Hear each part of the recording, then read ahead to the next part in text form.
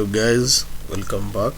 Today I'll be showing you how to record your computer screen using VLC player. So open your VLC, go to media, open capture device, then choose desktop. In the frame, ensure that you choose more than 10, 15 is okay, 30, whatever choice you want to make. Convert, click them. Then I normally choose this option, so you can choose whatever makes it fit for you. So this one for me is okay.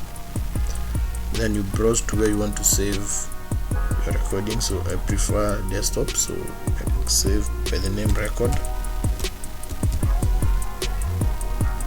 then hit save. Then you can start recording. So you can see you have already started recording.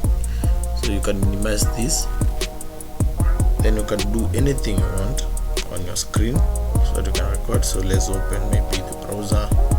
Wow, they know in Netflix, so you can play whatever you want.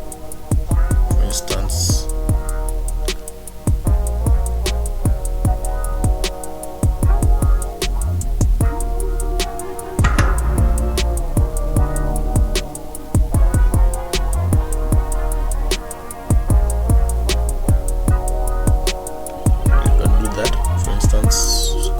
scroll, for example. You can close this, then you go to the VLC and close.